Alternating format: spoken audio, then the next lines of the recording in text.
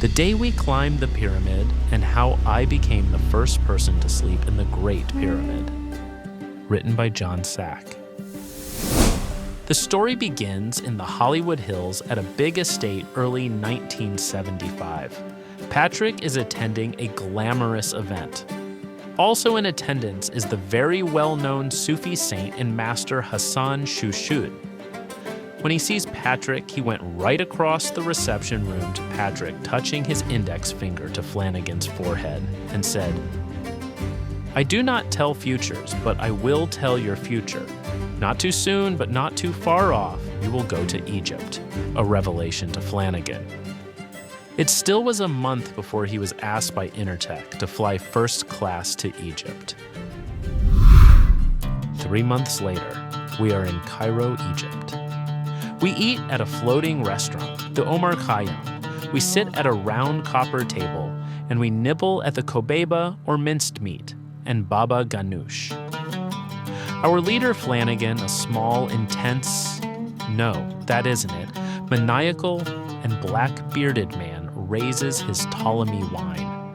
3 glasses of Ptolemy wine, Flanagan, Flanagan's lady friend, a Hollywood movie star, Eve Bruce, and myself, John Sack.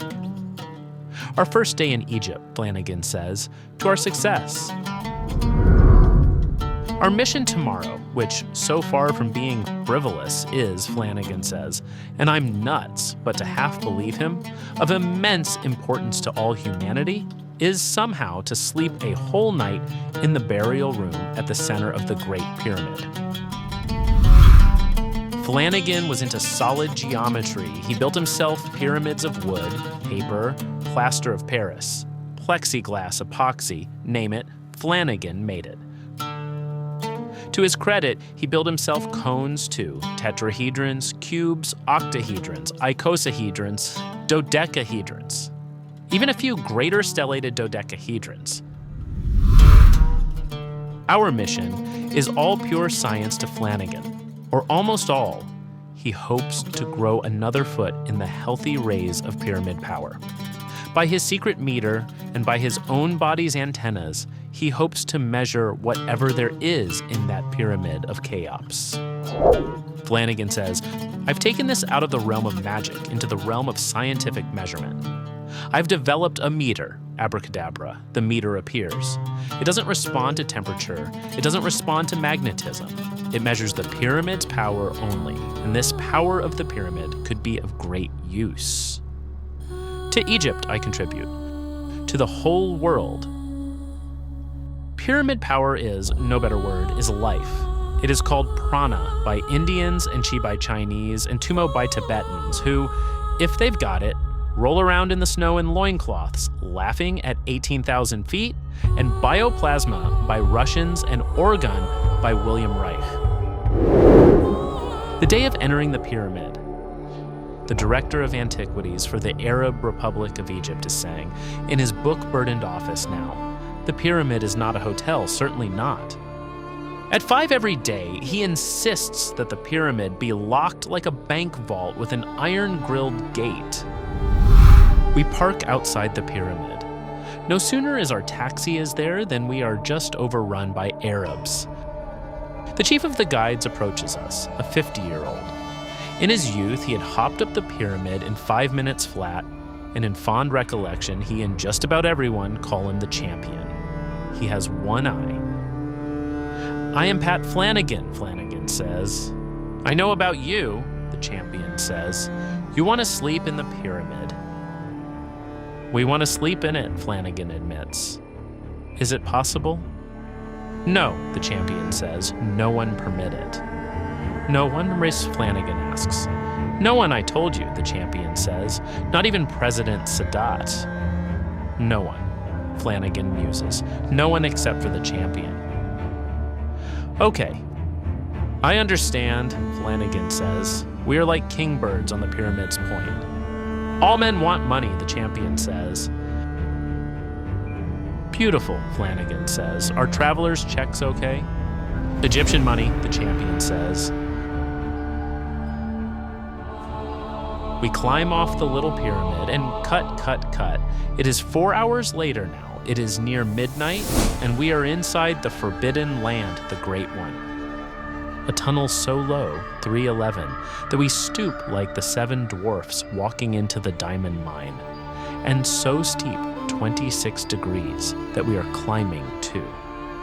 At midnight, we enter the burial room. It is 17 feet by 34 feet by 19 feet high.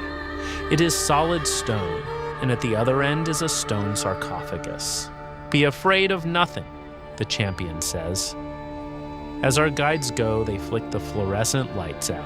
We light a little candle. 100 yards away, we hear the gate getting locked. "We're here!" Eve cries, really cries. "We're here! We made it! We're here!"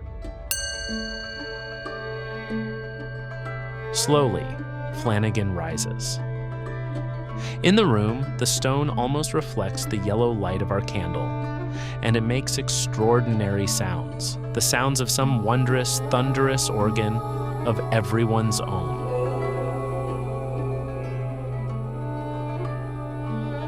Flanagan now walks to one black wall.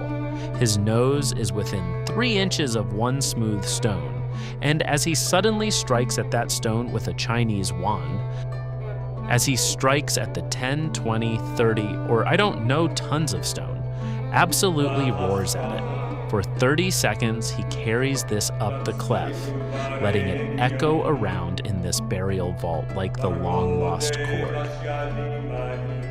After that, he takes a few steps to his left and he shouts at another astonished stone, 3 sonorous octaves. For your information, he is searching for the secret room. A secret room in a whole secret pyramid was a totally extrasensory perception of Edgar Cayce, the sleeping prophet. And just 40 years ago, the Britisher, of whose electric torch we have read already saw, or reported he saw anyhow, the secret room. With high hopes, he is now standing in the sarcophagus. No, is lying in the sarcophagus and is hollering into it. On the blanket again, we lie quiet and go into alpha states to triangulate on that elusive room. And Flanagan says, "I see it," in his mind's eye. "Oh yes," Eve says breathlessly. "A space with a rounded top," Flanagan says. "A rounded roof." We turn on our torches, and in the anteroom to this burial room, we discover a small wooden door we were never apprised about in all 400 pages of Secrets of the Great Pyramid. Undismayed, we now enter it, and find there an empty pack of cravens and a stairway that we intrepid adventurers on this dark continent of Africa are already crawling up. A half-dozen stairs and a dusty dead end. "We might as well go," Flanagan says, "to the coffin chamber again." We try falling asleep. We are, after all, in this mausoleum to see what happens if 3 volunteers of fine sensibilities catch some sleep in it. But Holy Mother of Isis, we never thought it meant trying to sleep in a room which reverberates like an orchestra overture to the bodily processes of 3 people with the Pharaoh's curse. We are 3 really weird ones in this pyramid tonight, each in our special way. At 6 o'clock, the fluorescent lights go on, and rolling up the pale green blanket, air mattress, and pillow, we go through the tiny tunnel again, the champion and the gate guard leading us. Outside, as the day breaks in Cairo, the moon overhead is still pinning the night to the pyramid. We breathe the cool, fresh air, and Flanagan says, "Well, goodbye, Great Pyramid." In the taxi back to the Hilton, I ask, "Do you feel disappointed?" "No, I really don't," Flanagan says. "The room isn't the sacred place in the pyramid the top is. The top is 100 times as powerful. Yes," Flanagan says. "I've measured pyramid power. A power if we can capture, we can make coal, gasoline, electricity, and atomic energy obsolete. We can knock rockets right out of the sky. We can make warfare obsolete. Beautiful, Eve agrees.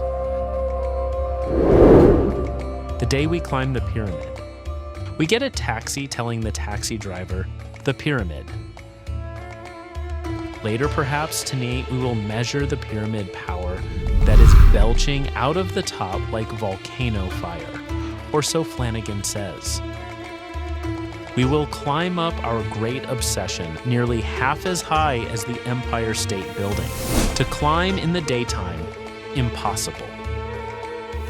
The police won't let us, scores of foreigners falling off it, and through dying, giving an ill reputation to the travel trade in Egypt. Our taxi driver is already telling us, many people die on the pyramid. The government says not anyone climbed the pyramid. A shame, but I understand that, Flanagan says.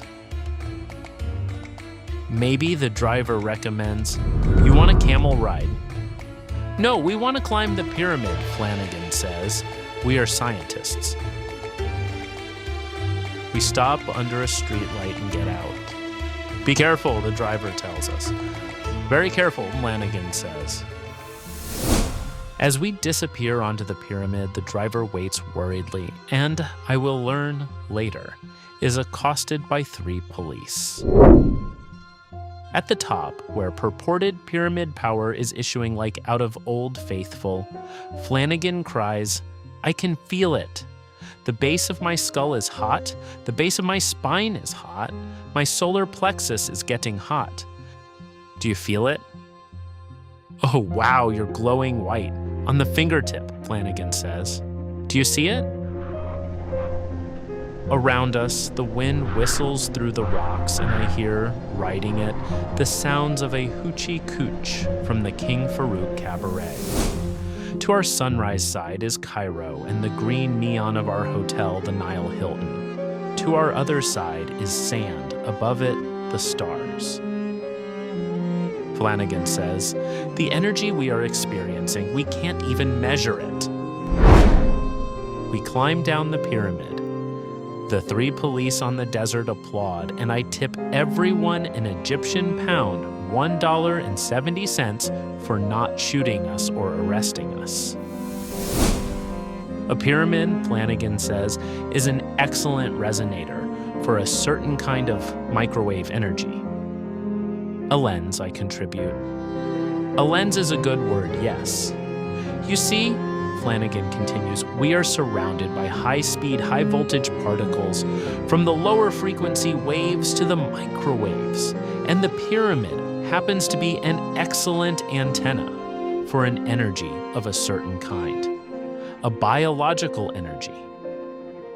I've researched this, and I've taken this out of the realm of magic into the realm of scientific measurement. We, Flanagan concludes, are party to what potentially is the greatest discovery in history. To read the full article from 1975 by John Sack for Esquire magazine, see description.